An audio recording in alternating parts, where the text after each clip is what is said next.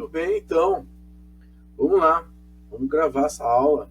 E aí, gurizada do primeiro ano do Marista São Francisco. Tudo bem com vocês aí?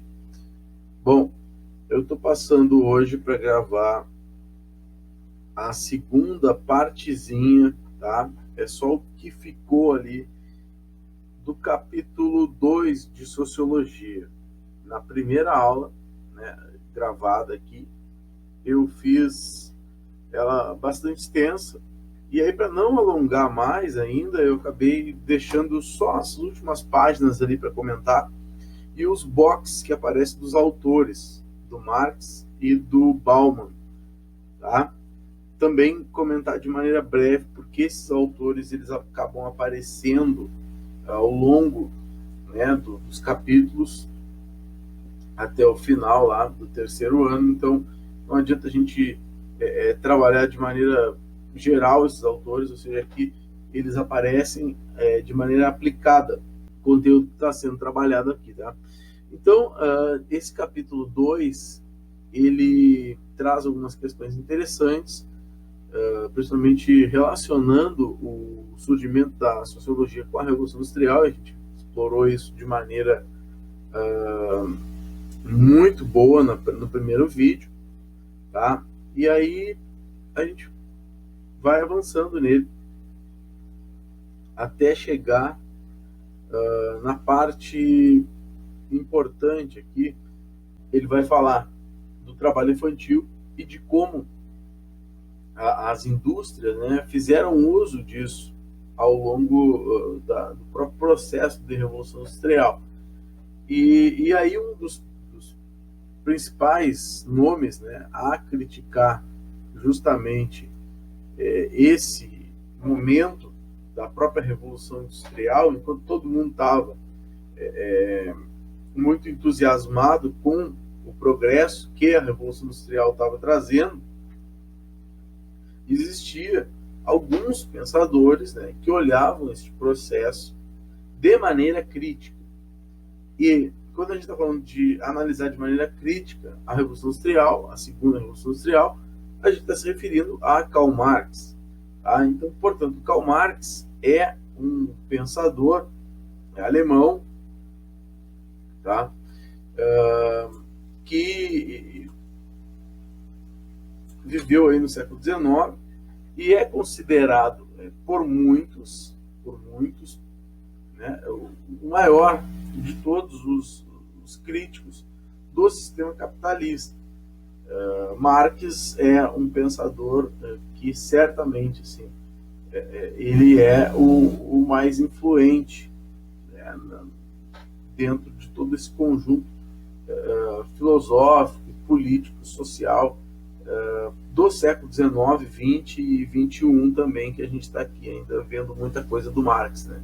As ideias dele realmente eram muito interessantes, e por estarem sendo tecidas no âmbito da Revolução Industrial, no período em que a Revolução Industrial causava, né, um enorme sentimento de progresso, de avanço, de estágio final, né? As pessoas olhavam para a Revolução Industrial e aquilo era o que tinha de melhor, porque era muito contrastante o processo da Revolução com a vida que se tinha até anteriormente, a vida no campo. E o Marx já chamava atenção para isso, e além de chamar atenção, propunha soluções para acabar com isso, né? Porque dizia, olha, esse processo ele está causando, por exemplo, a desigualdade social. Esse processo, né, ele não está conduzindo para um progresso contínuo de aperfeiçoamento. Isso vai conduzir por uma crise do sistema capitalista, porque vai chegar algum momento, né, em que poucos vão ganhar e a maioria vai empobrecer, que vai entrar em colapso, porque ele é um sistema que ele precisa, né, justamente dessa desigualdade, mas é uma desigualdade, ou seja, de que um ganha e o outro perde, mas não é uma desigualdade tão abrupta, né? Ou seja, então o Marx, porque se todo mundo, se poucos somente ganharem, daqui a pouco tu não tem nem como quem compre o produto, né? Ou seja, essa é a questão que o Marx vai chamar a atenção, porque tu criava uma classe de uma pequena burguesia que lucrava muito e de um proletariado que trabalhava pelo prato de comida. Então quer dizer que o Marx vislumbrava no proletariado. Esse proletariado não tem dinheiro, daqui a pouco não vai ter dinheiro para consumir, porque esse sistema ele está sendo aplicado, né, estava sendo aplicado já no século XIX, no período do Marx, em ordem global. Basta ver o neocolonialismo. Então, as ideias do Marx foram muito profundas, muito mal entendidas até hoje, né? Tem uma série de pessoas que ligam, por exemplo, o Marx a quase que é um demônio, a figura dele, né?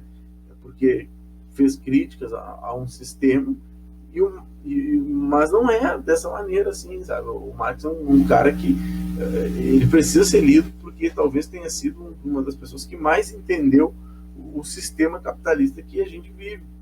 As pessoas os maiores críticos do Marx, mesmo não gostando dele, leem a obra dele muito, né? Porque ele é um cara que conseguiu mapear todos os problemas do capitalismo como ninguém, né? Então, por ser crítico.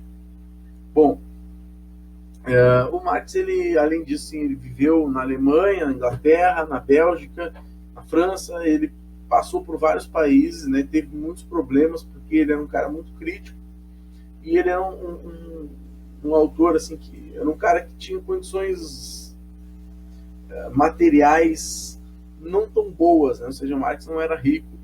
O Marx, ele tinha muitos filhos e vivia, né, basicamente de seus escritos que vendia para jornais e de alguma pensão que a mulher dele ainda recebia, mas era muito pouco. Então o Marx, ele vivia escrevendo artigos, e dessa maneira, assim, era uma forma que ele tinha de se sustentar. Mas como os artigos dele normalmente desagradavam o público mais rico da cidade, ele acabava tendo problemas, né, com os jornais, com as redações, e acabava sendo expulso, e normalmente até, né, perdendo o emprego e sendo expulso da cidade. O Marx, ele vai encontrar uma espécie de um refúgio, assim, mais para o final da vida, né? É quando ele encontra, por exemplo, a amizade do Friedrich Engels, que é o grande amigo da vida do Marx, assim, é o cara que já conhecia o Marx, não sei que era fã do Marx, né? Já conhecia o trabalho do Marx, ele se aproxima do Marx, e junto com o Marx eles escrevem uma série de livros, muitos livros, né? E o Engels é o cara que era o amigo e o cara que entendia o pensamento do Marx. Muitos dos livros do Marx foram escritos, né, meio a meio. O Engels corrigia alguma coisa, que era um dos poucos que entendia a grafia do Marx. O Engels terminou, né, os últimos volumes, o último volume do Capital. Então, ou seja, é um autor, um cara que conhecia muito bem a forma de pensamento e também gostava muito do Marx como amigo. O Engels era um cara que era filho de empresário, né, filho de burguês. O pai dele era dono de uma indústria têxtil na Inglaterra, e o Engels recebia uma mesada, né? Ele trabalhava lá com o pai, fazia aquela onda, sabe como é que é trabalhar com o pai, né? Então ele trabalhava com o pai e recebia uma mesada, e era uma mesada muito grande, muito gorda, assim. E o Engels, depois de conhecer toda a situação do Marx, ele começa a dar a mesada dele para o Marx, e com a mesada o Marx sustentava toda a família, né? E o Engels disse: para te não te preocupar aí, tu pega essa aí, eu não uso esse dinheiro, eu tenho outra renda e tal. E o Marx aí sim começa, né, a se dedicar muito aos estudos, aí, à escrita. Então, a partir disso, assim, a carreira do Marx deslancha, muito embora acabe, né, não vivendo muito tempo, assim, o Marx. Bom, além disso, assim, o que mais que a gente pode destacar? As principais obras, né, o Manifesto do Partido Comunista do Marx, o Capital, que é escrito em uma série de volumes, tá? E a ideia de que o Marx tinha, por exemplo, de que a luta de classes era o motor da história. A diferença também entre capitalismo e comunismo que o Marx escreveu, tá? Por exemplo, ele não enxergava o capitalismo como fim, né, como o estágio mais avançado da sociedade. Para ele, o capitalismo era um meio, o capitalismo entraria em colapso, e ao entrar em colapso surgiria um novo modelo econômico, né, baseado, por exemplo, numa reciprocidade maior, num modelo mais igualitário, ou seja, né, o próprio colapso do capitalismo geraria um estágio evoluído da sociedade, que seria, né, o socialismo, para depois atingir o comunismo, que seria o último, e aí sim, estágio final de evolução da humanidade. Bom, o Marx entendia, né, que o que girava a história, o que fazia as coisas acontecerem dentro dos processos históricos era justamente a luta de classes, ou seja, a luta de classes sempre existiu, segundo Marx. Segundo ele, é a história da humanidade, o que movimenta a história da humanidade são as lutas de classes, porque sempre houve aqueles que ganham mais em cima dos que ganham menos, e os que ganham menos sempre reivindicando por melhores condições. E ao reivindicar por melhores condições, se organizam, criam, né, revoluções, e essas revoluções mudam o ciclo da história, fazem a roda da história girar. Tá? Então, é muito importante assim, prestar atenção no pensamento do Marx. Quem foi meu aluno, né, no ano passado, acabamos estudando bastante o Marx, assim, de uma maneira mais detalhada, e ele acaba aparecendo aqui, né, já no nosso primeiro ano aí, tá? Bom, então, aqui, né, como eu falei para vocês, a história de toda a sociedade existente até hoje tem sido a história da luta de classes. Lutas de classe significa, né, que sempre houve uma pequena classe dominante e uma grande classe dominada. Esta relação de dominação é econômica e tem como base a propriedade privada, que é quem tem a terra, dinheiro, escravo, servo, e domina quem não tem. Então, o Marx, ele enxerga isso, tá? E de certa maneira, assim, é o viés econômico do marxismo, sabe? É enxergar que por trás de tudo, por exemplo, quando a gente estudou o Hegel, eu vi que para o Hegel o que movimenta a história são as ideias. Para o Marx, o que movimenta a história são essas relações pautadas, por exemplo, por diferenças econômicas. Por isso que todo marxista, ele tem sim, né, antes de tudo, ele é muito apegado à economia, porque ser marxista também significa enxergar, né, talvez signifique enxergar a história pelo viés econômico, né, a história, interpretar a história por essa questão das diferenças econômicas que são sempre surgidas e sempre existiram ao longo de diferentes sociedades, tá? Bom, aí depois disso a gente cai na questão do consumo. Isso aqui eu não vou trabalhar, tá? A questão do consumo, que aí vai dizer, tudo que é sólido se desmancha no ar, as novas formas de socialização, na página 12. Então aí também essa é uma continuidade das ideias do Marx, mostrando que, por exemplo, por estar inserido dentro do sistema capitalista, o Marx foi uma espécie, por favor, não me interpreta mal, né, entre aspas, de um profeta desse mundo que estava por nascer, que estava sendo gestado ali. O Marx, como eu estava naquele slide anterior, ele era um cara que difícil de tu enquadrar o Marx, por exemplo, dizer que ele era filósofo de formação também, formado em direito, tese em filosofia, mas os escritos do Marx abrangem praticamente quase todas as áreas de humanidade, economia, história, filosofia, direito, ou seja, não tem um curso de humanidades que tu não passe pelo pensamento desse cara aqui, porque esse pensamento ele não pode ser enquadrado dentro de uma coisinha só, sabe? A forma de pensar, o sistema de pensamento do Marx é muito amplo. Então, o Marx meio que previu uma série de coisas assim que poderiam acontecer.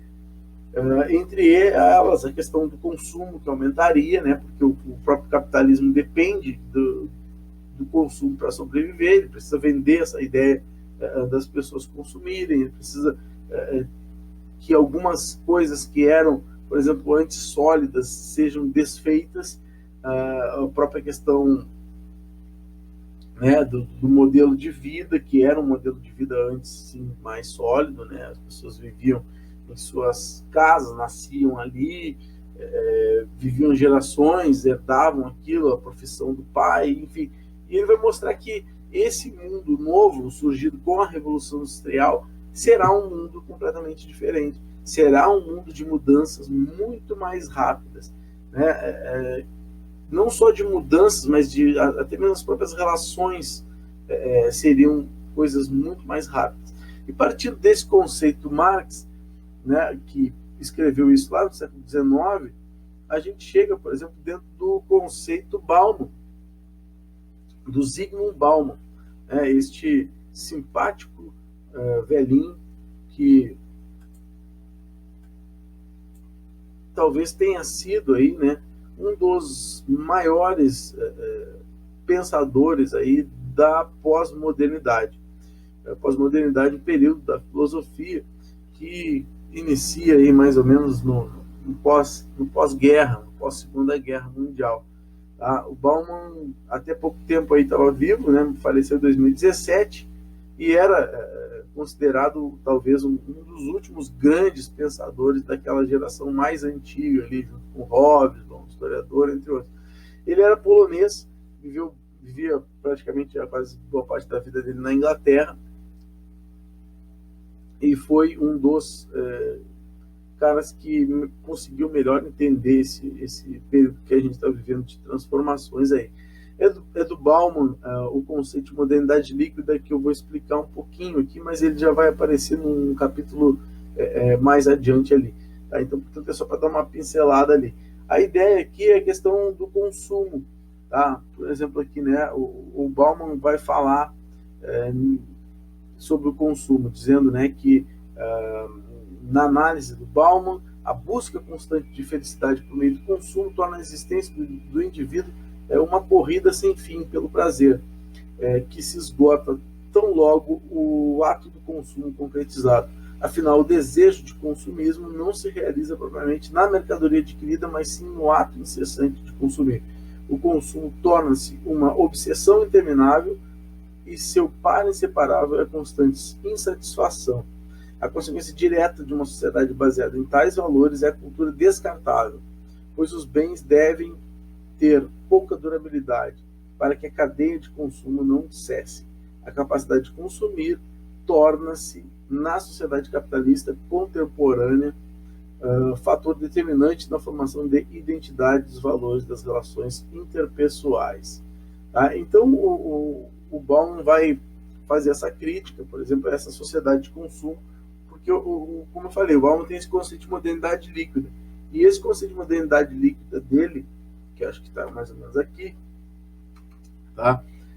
Está muito relacionado com isso, assim, com essa necessidade constante, com o fim do que era sólido no mundo. Por exemplo, eu falei lá do Marx, das questões, por exemplo, da família, do trabalho, né, das tradições, e o Bauman vai seguir essa linha. Só que, claro, ele vai incorporar esse conceito de liquidez, mostrando que, bom, então, o mundo inteiro, né, essa pós-modernidade, isso que, aqueles laços que ainda eram sólidos, né, família, tradição, religião, coisas que o próprio trabalho, né, que é uma coisa muito importante, porque hoje o próprio trabalho não é mais uma garantia para ninguém. As pessoas antes começavam a trabalhar, né, e começaram a trabalhar cedo, ou seja, né, logo lá na adolescência, as coisas eram mais, eles passavam a vida inteira trabalhando no mesmo emprego. Hoje, quem é que consegue fazer isso? Primeiro, porque não tem emprego para todo mundo. Primeiro, segundo, porque, né, a população aumentou muito. Terceiro, porque as pessoas estão muito qualificadas. Quarto, porque há uma concorrência enorme. Quinto, porque, sei lá, nem todo mundo trabalha naquilo que gosta, as pessoas não são realizadas, as pessoas estão atrás de dinheiro. Cara, a gente poderia elencar aqui muitos itens para ficar falando sobre essa situação aqui, tá? Mas o que o Bauman quer mostrar, né, é que isso tudo é uma característica. Essas mudanças constantes, essa liquidez do mundo, essa falta, por exemplo, de referência sólida, é uma característica desse período que a gente está vivendo, ou seja, para ele, cada vez mais isso vai se acentuar. Ou seja, cada vez mais a gente tem propagandas apelativas, cada vez mais a gente tem uma necessidade enorme de consumir coisas que às vezes são compradas e não são usadas. Então, ou seja, e isso se aplica para tudo. O conceito de modernidade líquida do Bauman, se tu lê, tu pega ele e bota em qualquer coisa, porque é o que a gente vive hoje, entendeu? As coisas são feitas para não durar, as coisas são instantâneas, o mundo é instantâneo. Então, ou seja, ali, ó, lendo esse parágrafo, para o Bauman, a modernidade sólida, forjada, né, nos séculos 14, 15, cujo apogeu se deu nos séculos 19 e 20, teve como traço básico a ideia de que o homem seria capaz de criar um novo futuro para a sociedade, que cresceria em paralelo a uma vida enraizada em instituições fortes e presentes como o Estado e a família. A confiança no homem em sua capacidade de modelar o próprio futuro seria o principal traço desse período aí. Então, ou seja, o Bauman, né, ele faz uma crítica muito grande aí a esse modelo de sociedade, ou seja, a crítica dele está basicamente, né, no que está surgindo de novo, nessa falta de referências, até mesmo pela própria questão do consumo, né? A gente tem aí cada vez mais marcas, às vezes uma empresa tem 4, 5, 6 produtos que são concorrentes entre si, ou seja, então essa ideia de uma sociedade que está sempre se modificando, uma sociedade que se escorre por ela mesma, assim, né? Que é difícil de se agarrar, é muito válido, sabe? É um conceito muito importante, porque a gente aplica ele em qualquer coisa do nosso cotidiano, tá?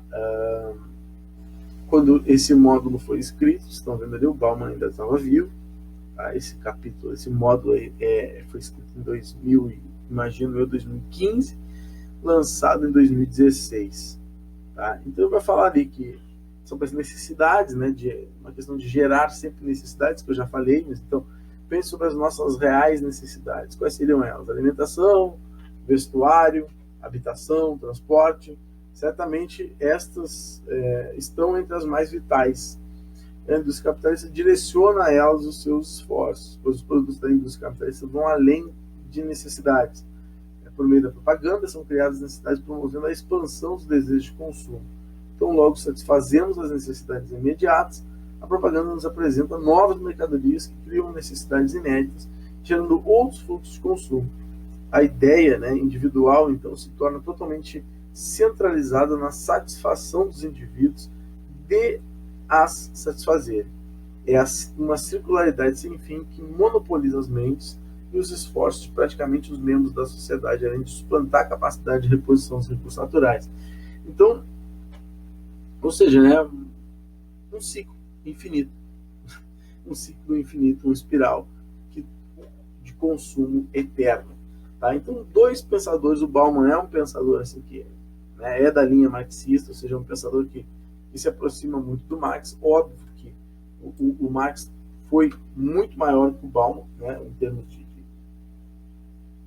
de grandeza mesmo, né, de pensamento, mas o Bauman também é um cara que tem uma obra extensa, né? Se vocês forem, por exemplo, em qualquer livraria aí, vocês vão ver que tem prateleiras de livros só do Bauman, né? Porque ele escrevia muito, e já pro final assim, da vida dele, já as palestras que se transformavam em livros, mas ele é um cara extremamente essencial para entender o mundo que a gente vive hoje, né? Ele tem o livro da modernidade líquida, do amor líquido, do consumo, da ética, enfim, cara, muitos. Então, assim, o Bauman segue essa linha, né, de pensadores, por exemplo, marxistas, ou seja, uma forma mais crítica de interpretar e de ver esse sistema capitalista aí, tá? Mas eu acho que cada um, né, dentro do seu tempo, as ideias do Marx, obviamente, elas passaram aí por um refinamento A gente tem uma série de outros pensadores da linha marxista também, que é enorme, entendeu? Quase, a gente tem um predomínio muito grande, e que cada pensador que surgia ia pegando os conceitos do Marx, aperfeiçoando e modelando as suas necessidades, por exemplo, referentes ao seu tempo, seu contexto histórico, social, político, econômico, da qual fazia parte. Tá bem? Bom, com isso, então, a gente está batendo 25 minutos de aula aí, né? Vamos fechar. Eu termino esse capítulo aqui, tá? Aí tem os exercícios, vocês podem fazer os exercícios já no capítulo 2. E é isso, na próxima semana, então, né, a gente tem uma semana de intervalo, depois na outra aí, mais um vídeo já no capítulo 3, tá, de Sociologia. Bom, então esse capítulo foi trabalhado em 2 aulas, assiste as aulas aí, e se tiverem alguma dúvida, a gente vai ter um encontro presencial essa semana, vocês podem tirar as dúvidas aí. Tá bem, gente? Um forte abraço aí, muito obrigado pela atenção dos que assistiram até o final. Valeu!